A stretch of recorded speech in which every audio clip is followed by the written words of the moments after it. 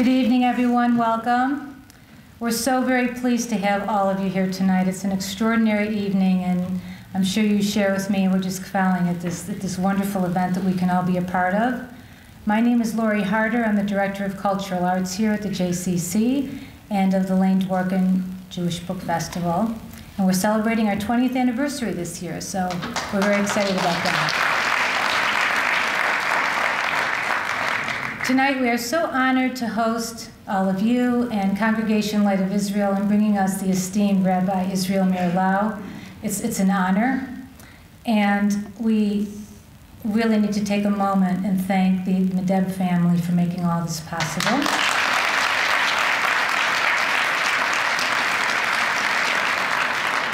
This would also be a good moment, if you haven't already, to please be certain that your cell phones are silenced. We're so grateful to you, Limor, and to Ralph for making this evening possible for all of us. I'm sure you'll all agree with me that Ralph leads by example, and when he gets motivated and excited about something, he has a magical way of engaging all of us and joining him in his support for good causes and cultural events, and this is certainly one of them. Please join me in thanking and welcoming Dr. Ralph Madeb.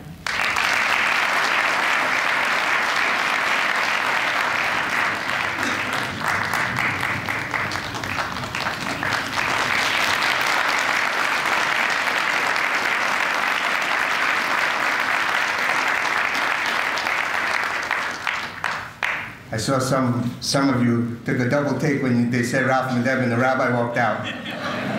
That's how old I feel.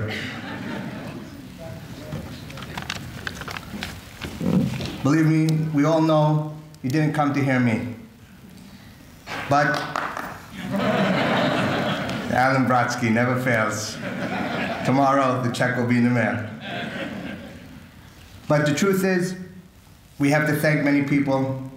We're going to spend literally a couple of minutes just thanking people and then telling you how this program came to be. As always, nobody listens to the people who speak besides the speaker, so they don't tell the cell phones or... And I don't know who does the lighting. You might want to bring the lighting down here because I'm blind and the rabbi is not going to be able to see here, so if you want to do that, that would be appreciated. I want to just thank our corporate sponsors, all the different foundations, which include the Madeb Family Foundation. It's just because it's written here first. My in-laws, Mr. and Mrs. Zilberstein, my good friend Alan Brodsky, all of these who have helped make this program happen. Eileen and Michael Grossman, the Futterman Family Foundation, I just saw their kids walk in, Dennis Kessler family, see him in the crowd, spend the weekend with me. Dr. Seth and Eva Zeidman, Max and Olga Elbaz, all the way from California, Jeb Levy. If the baker's are in the crowd, make sure you remind them that his name was said. The Walk Foundation, Farish Foundation, Erdl Foundation, Phil Rosenblatt from New York City, the Cornell Weinstein Foundation, Ricky and Jay Birnbaum, good friend of mine from all the way from Brooklyn, A.B. Shalom, Ruben Auspitz and his better half, who I met Friday night. And finally, Uri Cohen and his wife, who she's also Rochesterian, all came together to bring this program to fruition. They all deserve a round of applause. I know a lot of them in the crowd.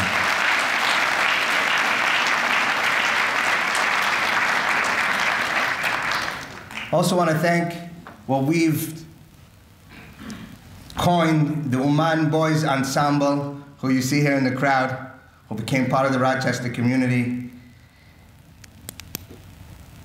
And I want to thank, yeah, okay, that's good. And then the people who actually made the program happen.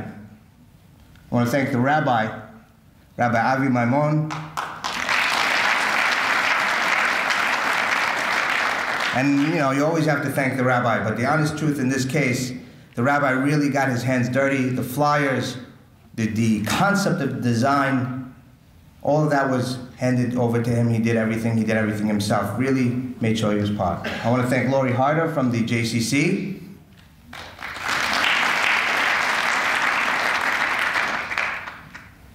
Andrea Miller, Public Relations with Jeff Springett.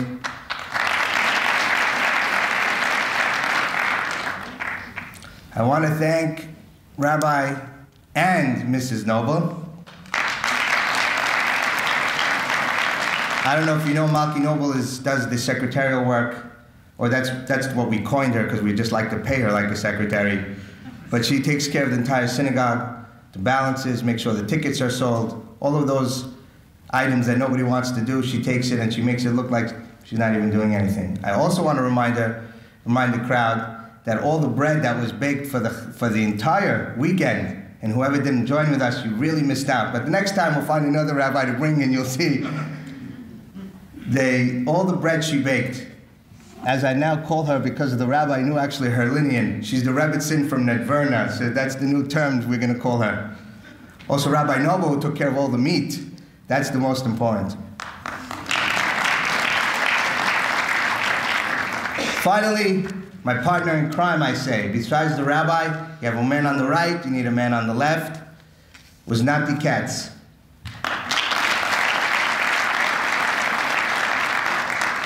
Nati Katz, also public relations, media, advertising, all of this was done on him. Help with the connection to Israel, make sure the rabbi is comfortable, make sure the rabbi see to the rabbi and the Rebbitzin. All of this was done by Nati Katz, who works in the city. Even though he works in New York City, we bring him back to make sure he works here. I want to thank you, Nati, personally. And if the people are smart, they'll know who to call next time, but I'm afraid that I'm going to give up my secret now. Last but not least, you know, it's always chivalry to thank somebody's wife, especially when there's 400 people in the crowd, because you just, you know, you look good by thanking your wife. But the honest truth is, if anybody came Friday night and Saturday for lunch, whoever, the VIP dinner, the big oneg, I can't take credit for not a single thing. That all my wife did, and she did it all with herself, with her staff and whoever she picked, and all I could say is that people walked out of there happy, crying, laughing, and with a full belly. That's all I could say.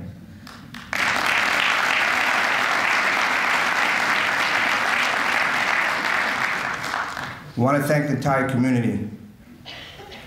As I told the rabbi, although it's an honor for us to have him, it's a little bit more than just an honor. It's a little bit more than just him going over the whole world to talk. To get to Rochester is not an easy task. To walk in the snow, even with the Neos, not an easy task. But we were not going to give up on the invitation, and we pushed and we pushed and we pushed. And the reason that it happened, I only know this morning when the rabbi spoke. I read the book after treating a patient from Israel. This is the story. This is how we got him here. Treated somebody who came here to Israel to visit. Something so stupid that somebody overlooked. And I looked like the king. Oh, you just need this antibiotic for 3 weeks, and I promise you will be fine. With Zat Hashem, you will be fine. In the interim, the man went back to Israel. Rabbi Noble gave me Out of the Depths. I left it on the shelf. Then I heard the rabbi spoke in City Field. Now I said I have to read the book. So I read the book, and I have this debate with Ron Kirshner, who's a cardiac surgeon, every week. What's more important, the upper half of the body or the lower half? I'm a urologist. I work below the belt. He's a cardiac surgeon. He works above the belt. I said, your heart only pumps blood to my organ. You don't need it for anything else. Well, we have the answer. The man had a urologic problem. I helped him. When he came back to visit, I was debating with Rabbi Noble about the book. I was telling him, did you read this? This section, did you see this about the Pope? The man said, "You're talking about Rabbi Lau?" I said, "Yeah." He said, "I read the book." "Did you read the book?" Because I don't need to read the book. I'm with him every Friday. I said, "You with him every Friday?" He goes, "Yeah." I said, "Now I'm calling on my favor." I said, "I helped you?" He said, "You did." I said, "Now I want you to bring him to Rochester." That's how he got to Rochester.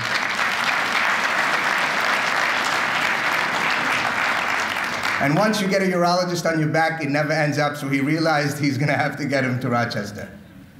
There's no introduction for the Chief Rabbi of Israel. There's no introduction needed. The book is his introduction.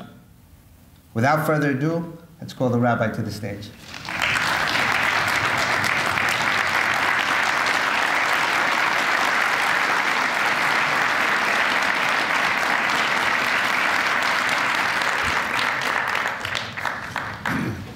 Shavua Tov, good evening. Thanks to Dr. Ralph Raphael Madeb for the nice introduction, for hosting my wife and myself since yesterday morning when we arrived to Rochester. I will not bother him a long time because tomorrow we have to leave. But we enjoyed every moment, even it was a hard day. 2 days, hard work, nothing.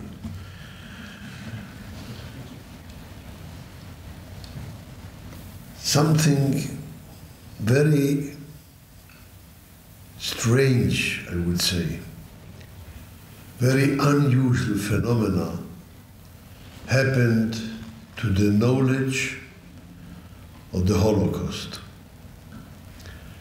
Usually, things are being forgotten in the time.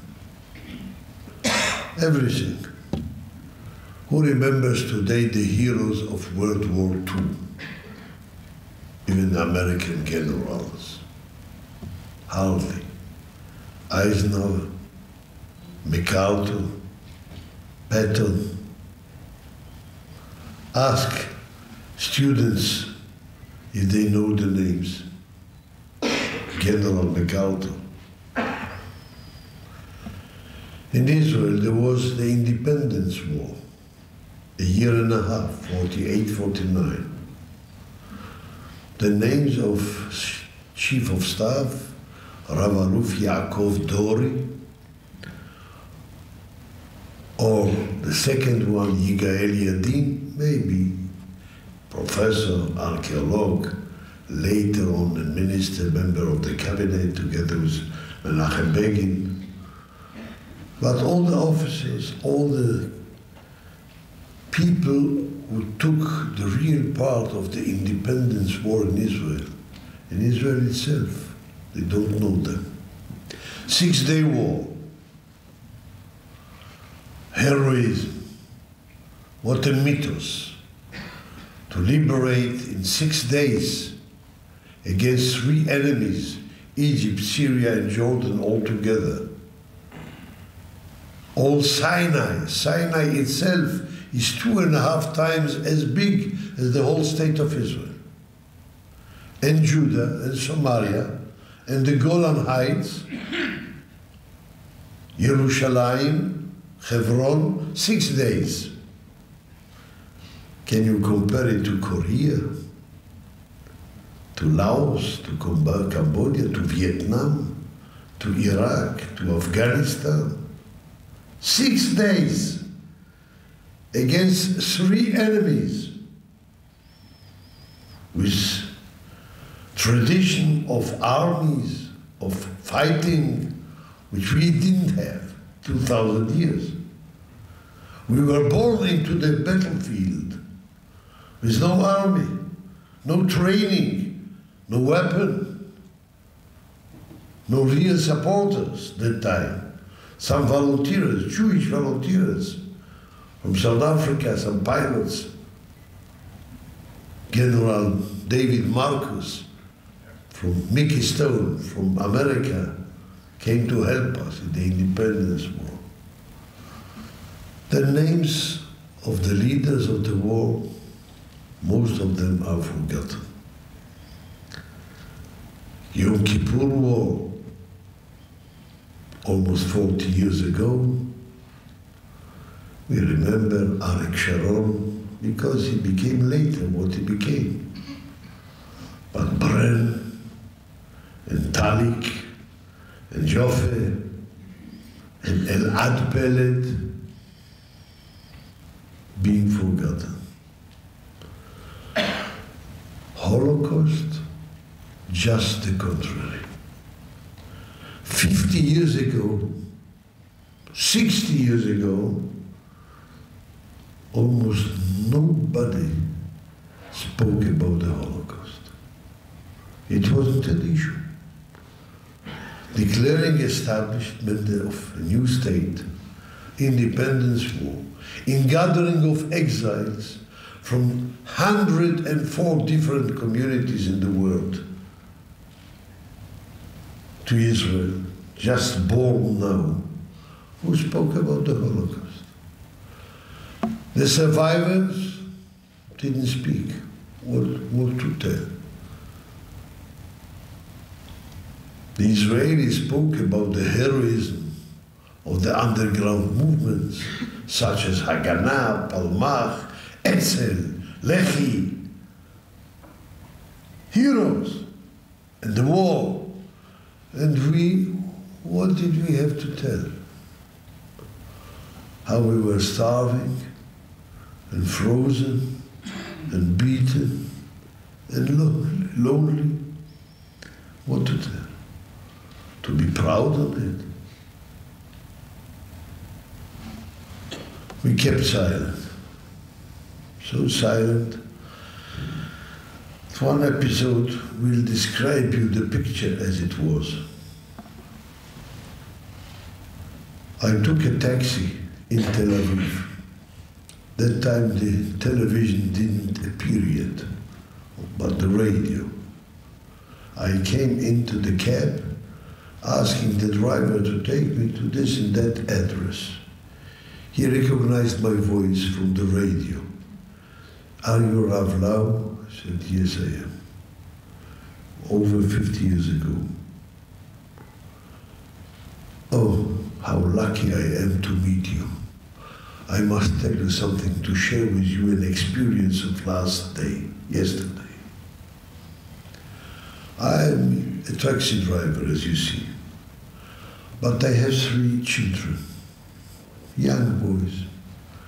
I do all my efforts to be for lunchtime at home, because in the morning they go to school. In the evening I work. When shall I meet my kids? When shall I ask them? When shall they tell me about the school, about their friends? Lunchtime. Yesterday, sitting at the table, eating the lunch, my boy, 8 years old, replied to me all of a sudden, Dad, Abba, are you mamzer? Are you a bastard?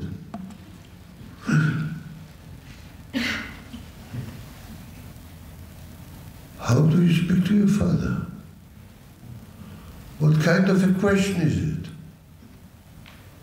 What means mamzer? How come such a question? He was shocked from my comment. He said to me, today someone in the class, Kita Gimel, the 3rd class, had mentioned the word mamzer. So we asked the teacher, what is mamzer? The teacher didn't find the real way how to explain mamzer to children of 8 years old. So she said diplomatically, mamzer is the one that doesn't know who are his parents.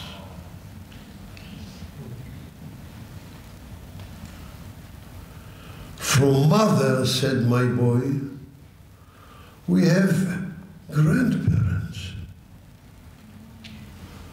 We go to visit them, they come to visit us, they give us presents for birthday, Hanukkah. We conduct the Seder night together with the grandparents only from mother's side.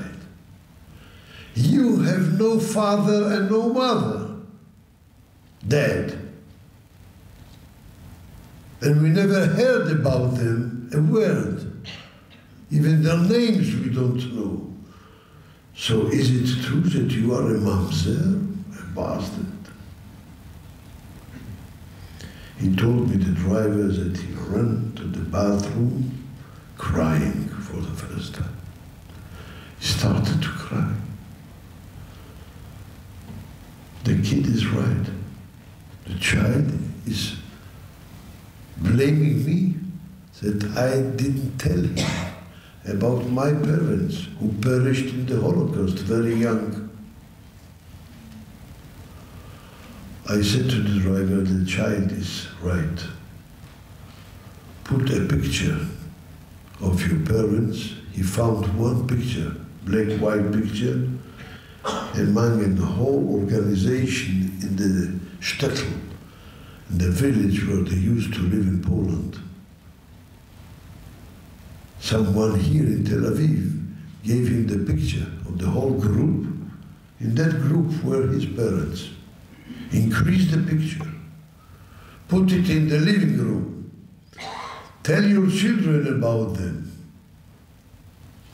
This was the situation those times. Nobody spoke about the Holocaust. Later on, when there were some who wanted to speak, they didn't find an ear, one who is interested to listen. And this is our fault. Why Holocaust in those times, just after the tragedy, didn't catch the hearts of people?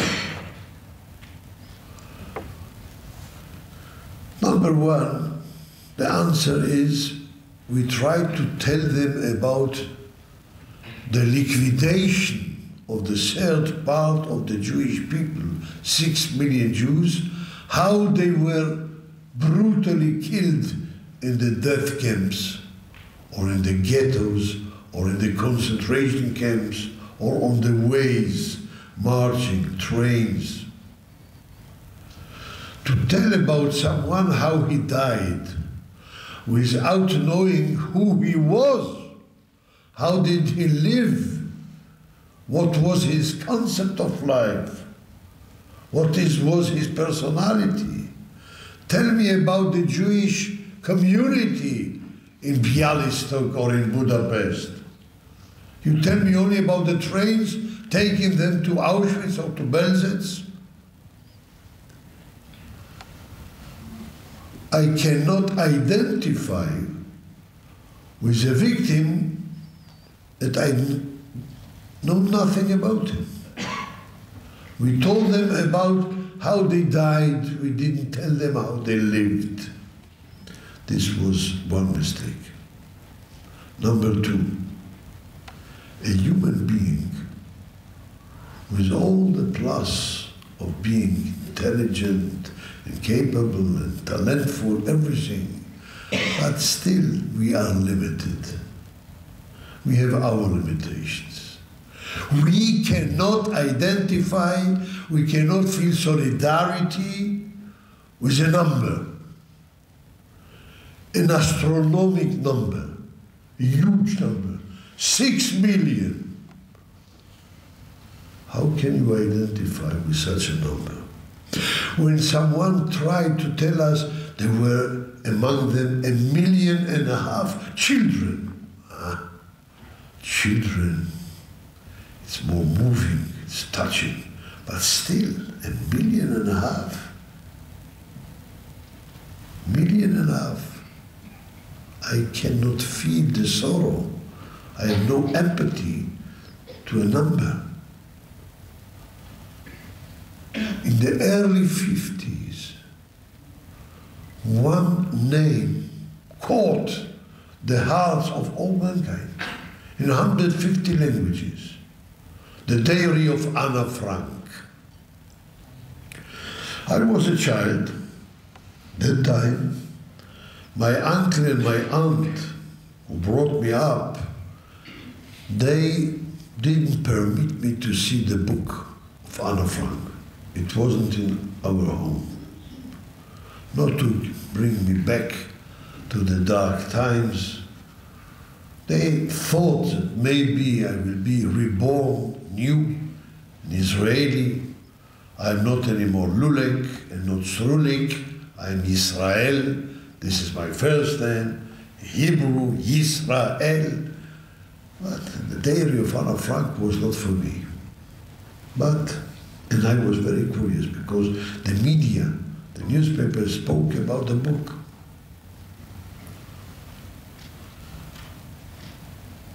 Once upon a time, I had to be a babysitter by our neighbors.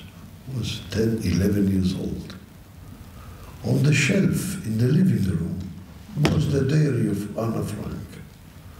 I was already 2 years in Israel. I knew Hebrew. I read the book. Till the parents of the child came back, I finished the diary. I was disappointed, to tell you the truth. That's all. And the whole world speaks about the Diary of Anna Frank. You don't see there one concentration camp. You don't see the crematoria. There are no gas chambers there. Not the showers, not the train even.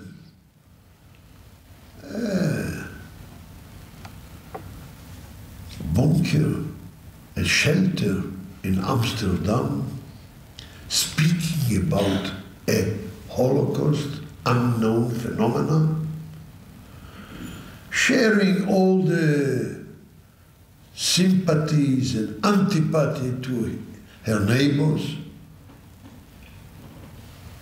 But you don't read about the Holocaust itself there. You don't find it.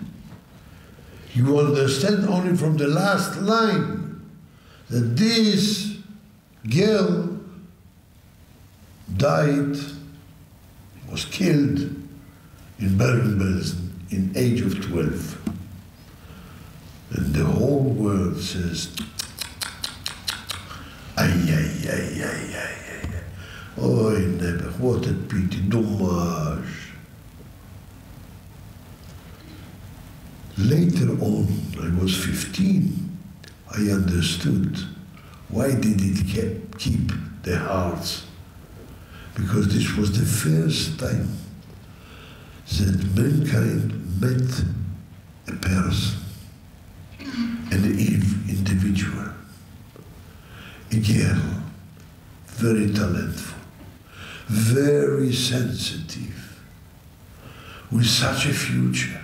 She could be maybe a writer, an author, an educator. And she was brutally murdered in age of 12. And now you know the name of her father, Otto, her mother, the neighbors. Instead of speaking about numbers, 6 million or 1.5 million, you spoke about a girl, a human being with feelings and emotions. With this, you can identify. That time, in the 50s, till we didn't understand it. So the phenomena is very strange. Why? What more and more years from the Holocaust till now, the interest in the Holocaust is bigger and wider and deeper, and it's hard to explain. Just the contrary from all the other events. You forget things because of the time which passed. Here you remember and you have an interest to know more and more. In our Yad Vashem, in this international school, I open every year the course studying a seminar for professors, educators, teachers from 52 different countries, mainly from the East, Far East, and from Africa, from Europe, of course, from the United States, many. Teachers who come for 3 weeks on their own expenses to learn in the school in Yad Vashem how to teach Holocaust studies in their schools or universities all over the world. I opened such a center in Hong Kong last year. From Asia, from Singapore, from the Philippines, who have an interest, from Thailand, to learn about the Holocaust. Latin America, it's very famous. I don't speak about Europe, Africa. The Africans are very, very interested. How could it happen? In Japan, years now, almost 68 years have gone, but not gone with the wind. Today, there is a great curiosity to know what brought to it. First of all, very interesting, I think so, 22 years ago, the Iron Curtain collapsed. This is a main reason, in my opinion.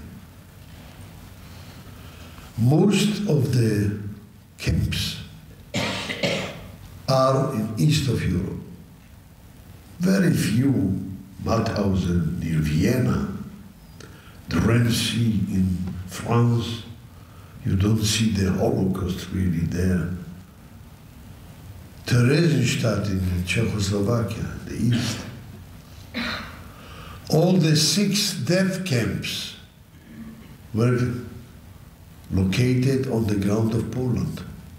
Auschwitz-Birkenau, Treblinka, Majdanek, Belzec, Sobibor, and Chelmno. All of these 6, there were no concentration camps like Bergen-Belsen, Buchenwald, or Dachau.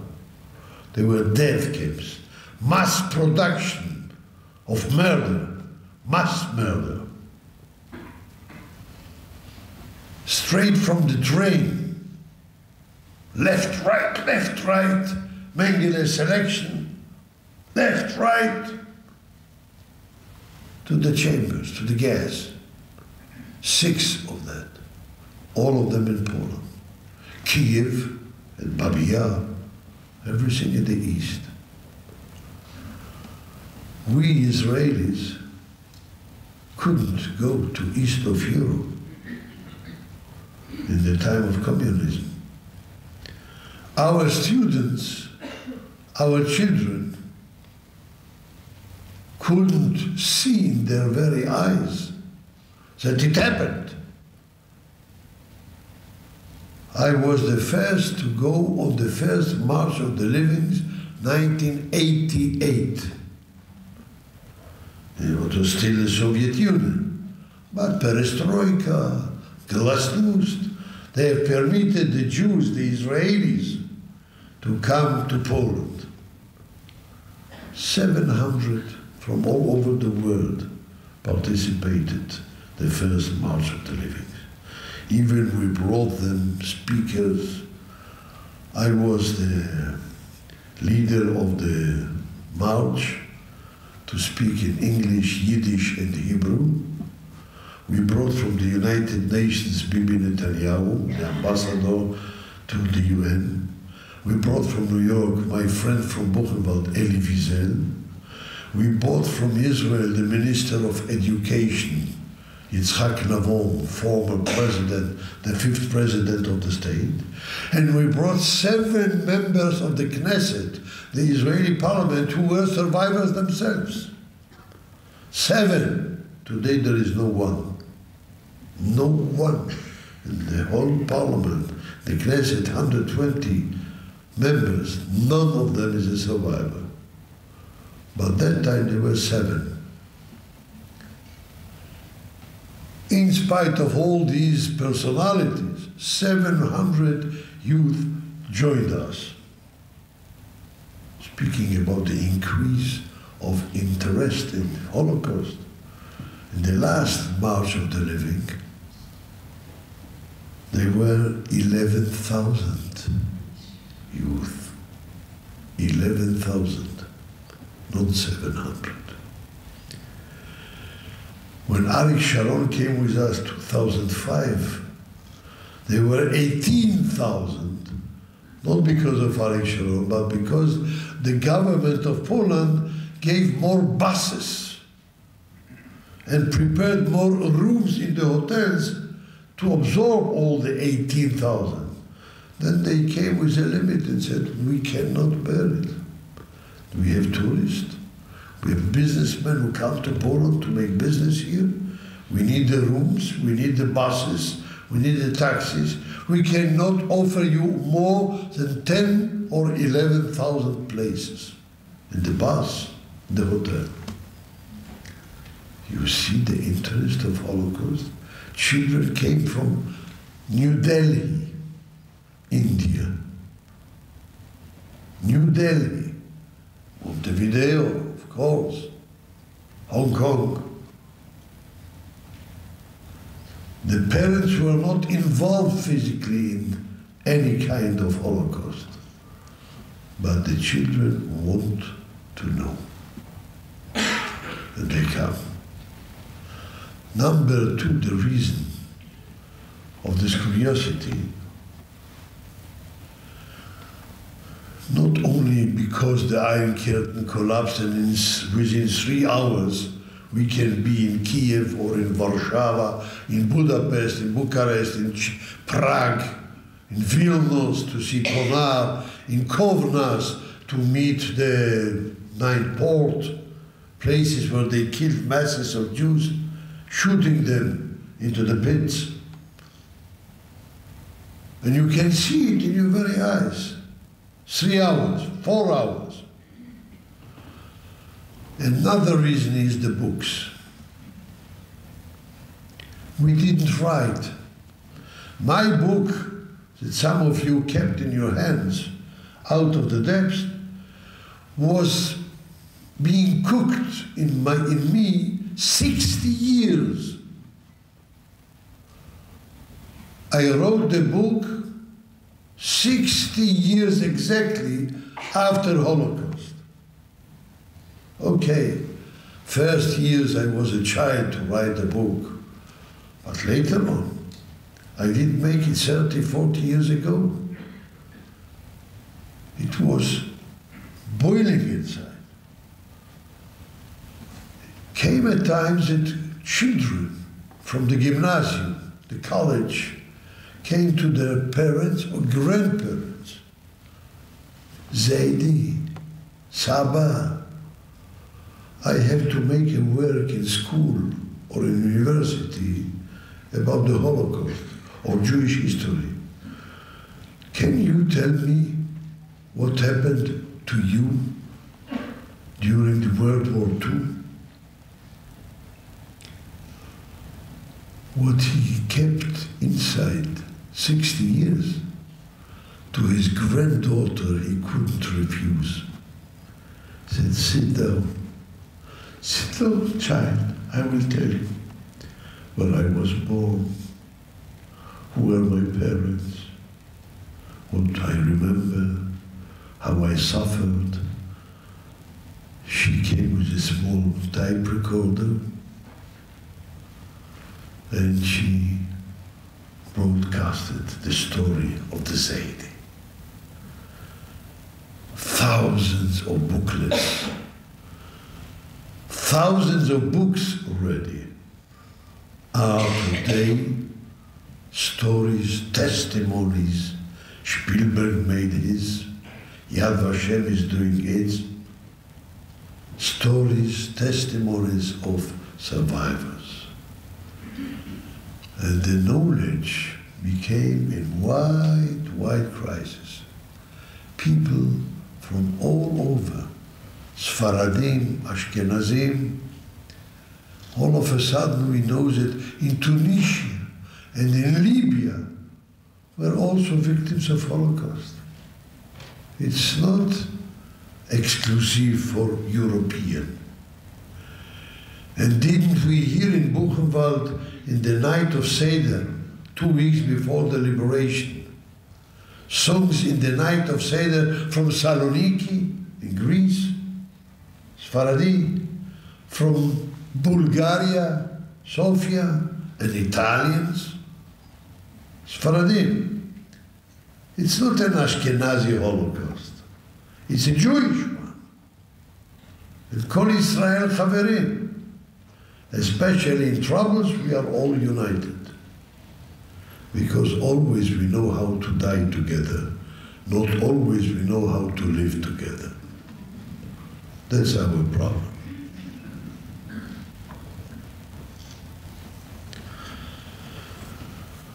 In my office in Tel Aviv, there are some files with letters of readers who have read the book Out of the Depths. Mainly in Hebrew, mainly about the Hebrew audition, which appeared 7.5 years ago, 6 years before the English edition. The name in Hebrew, I wrote it in Hebrew, Al Tishlach Yadcha El Hana'ar, taken from Binding of Isaac, of course. The angel said to Abraham, don't raise your hand against the boy.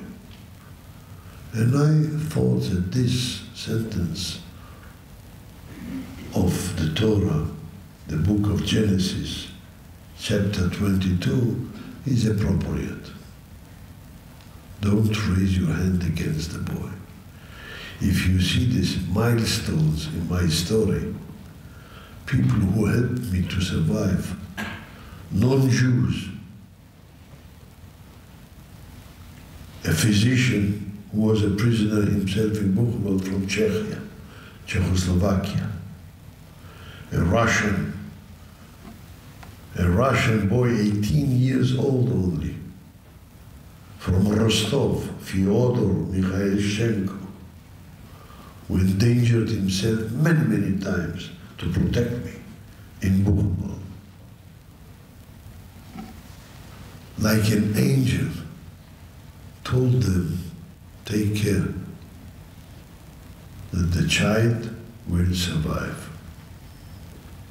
And above all, my brother, Naftali, 11 years older, who served 4 years as the Consul General of Israel in the state of New York, New Jersey, and Connecticut, Ambassador Naftali Lavi, now, in the sack on his shoulders, and he was very thin, a Muslim, skin and bones no more. But he promised my father that he will keep an eye and watch the young brother. I was 5.5 when my father was taken to Treblinka on his final way. Among the letters of readers, there is one letter that I must tell you about, which is very important in my eyes. I write to you this letter, even you don't know me, and we never met. I write you from the Maimonides Rambam Hospital in Haifa. I am a hard-injured soldier from the Lebanese war. I was hardly injured in Bint Jbeil, an Arab village in Lebanon, was taken by a helicopter to the Rambam hospital here. I write you from my room in the hospital to thank you for your book, which saved my life. This is the beginning of the letter. A book saved the life of a soldier. A book can encourage someone, can impress someone, can teach, inspire even, but saving a life. And he tells the story. I had to make 7 operations, surgeries, 7 surgeries, in order to survive. The last surgery was all the inner organs which were rotten. A long surgery, and this had to save my life. 2 days after, my parents were next to my bed in my room. The head of the surgery department of the hospital came in with a very sad face, apologized. We didn't succeed. We failed. The operation didn't work.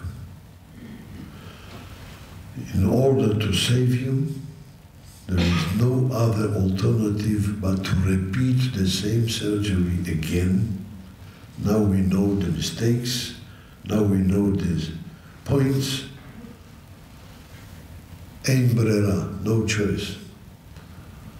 Please, and he offered me a formula, sign that you agree to make the surgery. I pushed the paper. I said, I'm not signing. Enough is enough. I am tired. I'm exhausted. I cannot fight anymore. I'm almost 21. That's what the Lord gave me to live. I don't need anymore. I cannot suffer so much. I don't sleep in the nights. Another operation. Sorry. The doctor left the room. My parents tried, crying to me, to influence me. Please, please do it for our sake. Do it for us. We love you, we want you. Sign. Basta. Enough. Must speak. No more. The same week was my birthday, 21. There were balloons in my room decorated.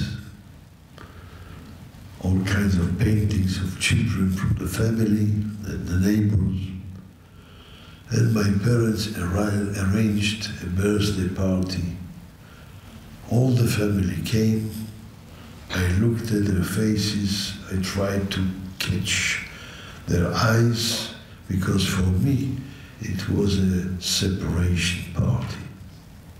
I will not see them anymore.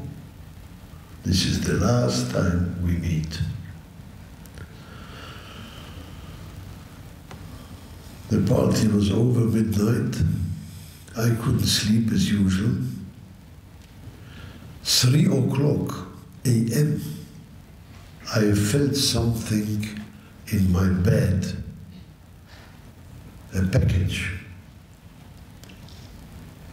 I opened the bag.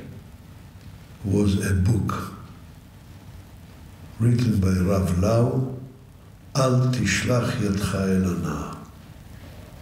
One of my friends brought it to me as a present to my birthday.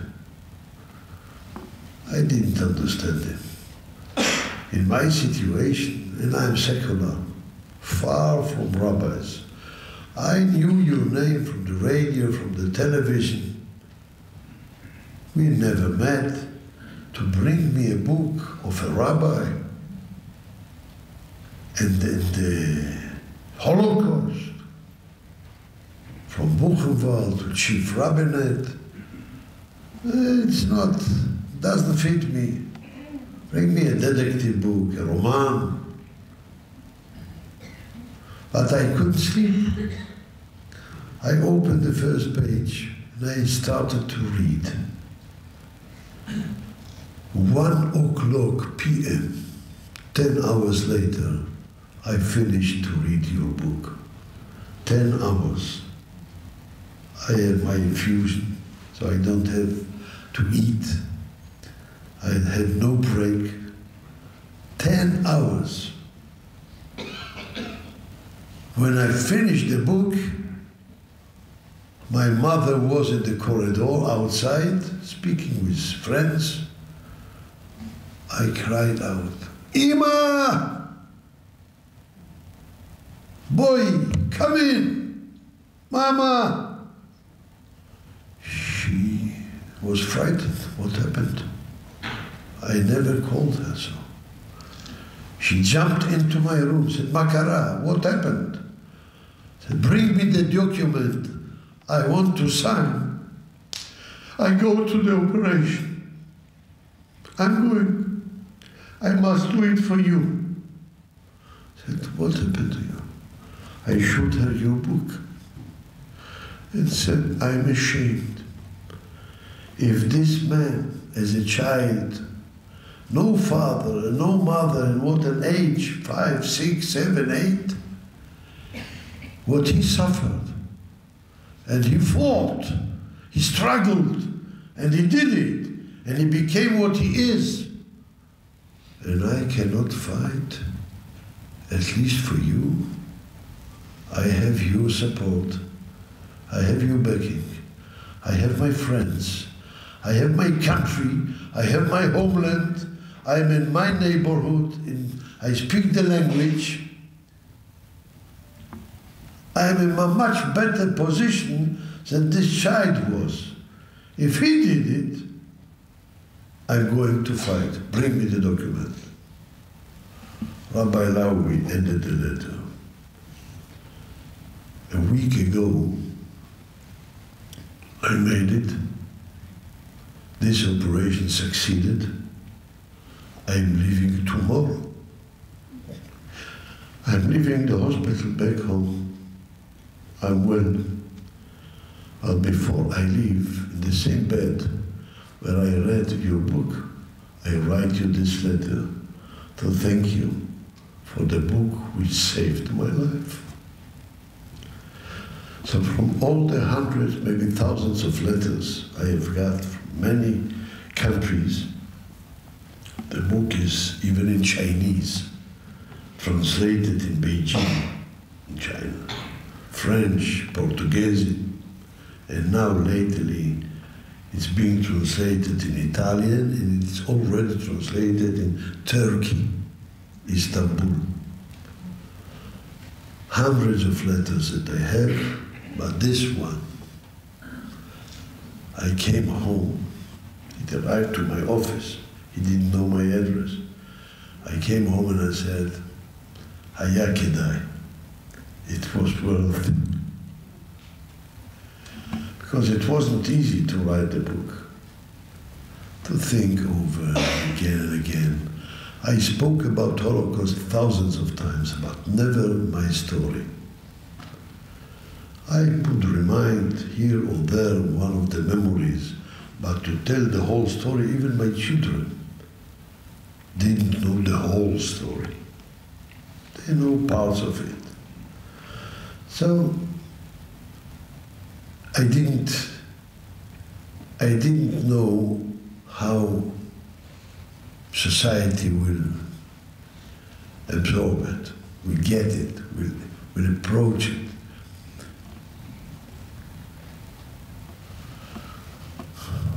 It's not easy to open all your inner parts of your emotions and thoughts, background. My family didn't encourage me to do it. They prefer to be behind the coulisses, not on the stage. For them is enough that I am doing it. In the Hebrew audition, you will not find a picture of my wife, a picture of my children. In English, they didn't ask me. The American publisher found somewhere in the internet a picture of a part of my family. They put it in. Indeed, I was afraid from an American audition. Why did it take 6 years to translate it or to publish it? I translated it on my own expenses by two ladies in Netanya 6 years ago. A year after the Hebrew audition was already translated, I had a manuscript in English. I paid them for a year work, two ladies. And I sent to some of the publishers here. Simon & Schuster answered me by mail. We are, I quote word by word, we are extremely interested with Rabbi Lau's book. But we must hope that the translation will be as powerful as the man and his story. Signed, Susanna Balaban, editor in Simon & Schuster. The translation will be, I sent you the card as translation. She related to the translation she read. So I understood they want to edit it. To edit it, they can make a meeting between me and Anna Frank. They can arrange somewhere in a train station 2 wagons. One is going to Buchenwald, the other one to Bergen-Belsen.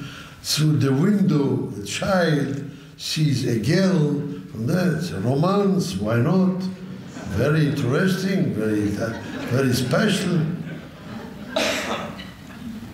I never had the name till I was 10, 11 in Israel. But to edit the translation, said, thank you, take it or leave it. And many others in the same way. Until it came to a publisher house called Sterling, who are also the owners of Barnes & Noble, Nest Stores books. One of the editors in that publisher house, a lady by the name Barbara Berger, she had received the manuscript. She almost fell from the chair. Her uncle, Jacques Verber, let his memory be blessed, was liberated with me together in Buchenwald. He knew my name, but she didn't know my history. She knew very well her uncle. And he told her about the child who was there in Buchenwald, but she didn't make the connection. When she opened the book and started to read it, she is single. She came to the editor-in-chief and said, this will be my child. This book is my baby. Please give it to me. I will publish it.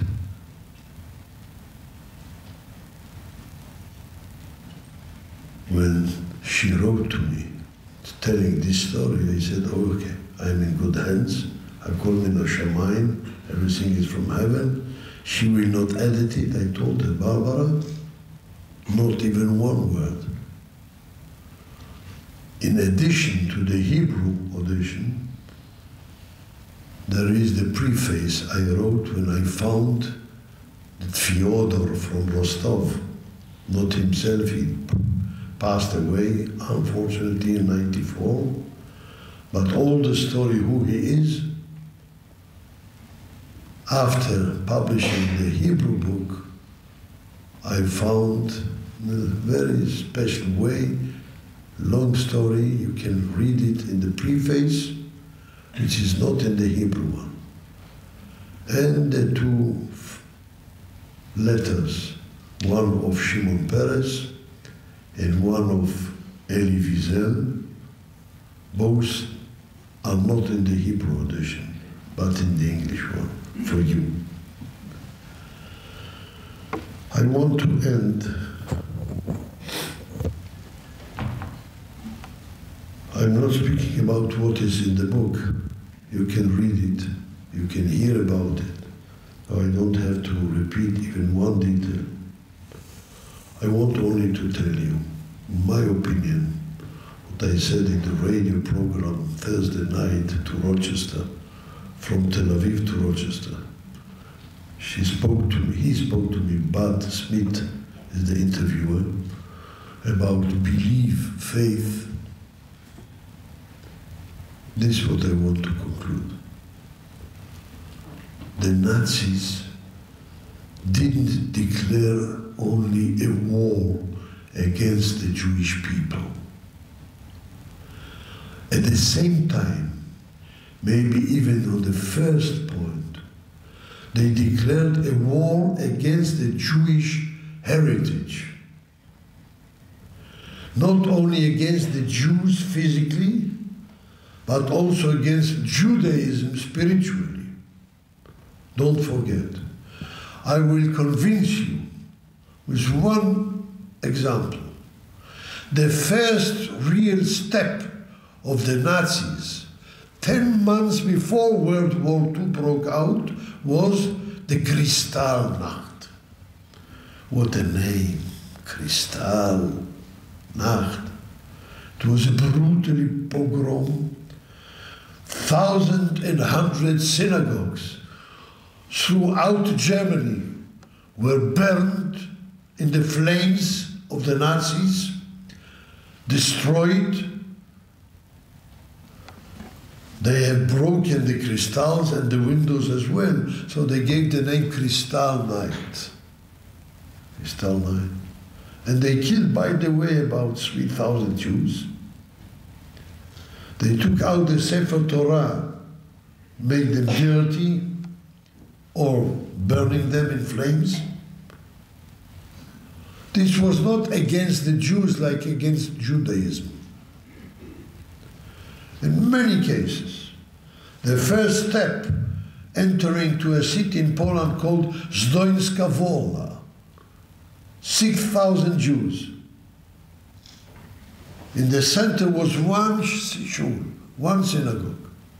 No Shtibler, no other, no tribes, Ashkenazim, Sfadim, one shul, beautiful shul made of wood. 50 motorcycles surrounded the Jews who were in the yard of the shul, and in a moment, the same second, 50 torches of fire were thrown to the shul, to the walls and to the ceiling. In 5 minutes, they have burned in the flames the only shul of Zdońska Wola. They didn't touch yet one Jew. But they have broken the spirit and the moral. They showed exactly what is their enemy. Judaism, with the two tafels, with the 10 Commandments. We said, Lo tirtzach, don't kill, don't murder.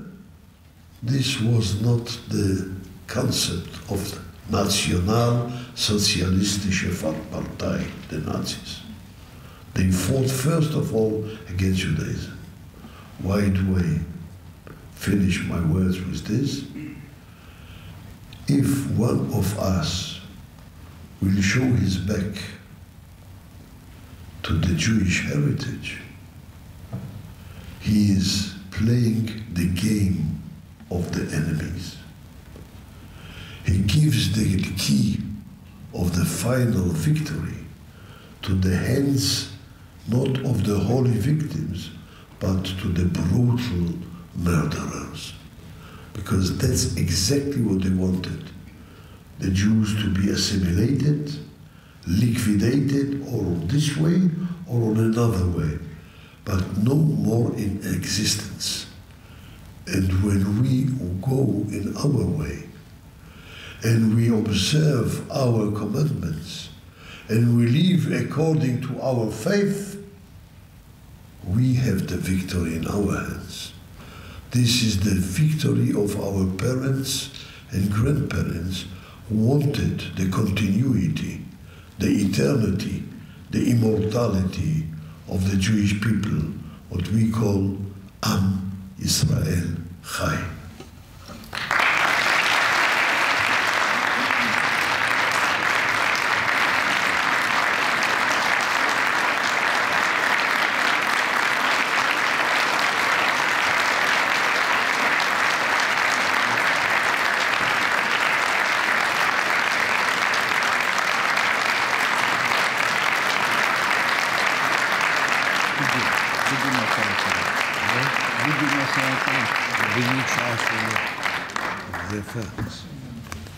I want to obviously thank the Rabbi, thank all our supporters.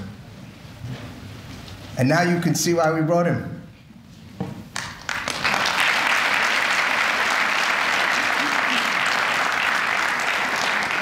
Today, when I gave him the neos, right before, he said, "This is the last time that I'm going to wear these shoes."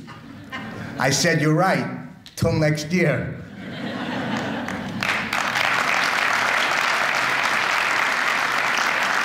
Inspiration is what we feel in the book. Inspiration has made him come here. And then a couple of gentlemen, who's be represented by Howard Cohen, please come up, read the book and wanted to bring a gift to the Rabbi and his family on behalf of Rochester community.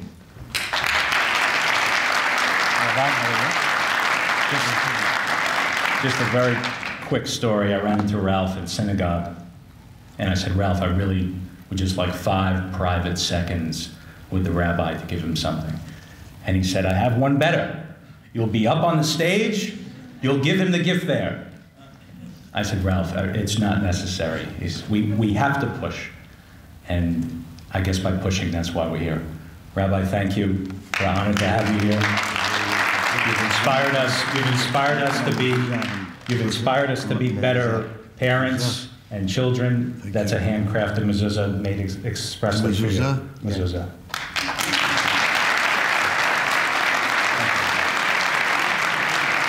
Everybody, please join us. There's a huge dessert from Main Event Caterers from New York City. We don't want to spoil your appetite too much, so we made you dessert in the back. Please, all are invited to attend.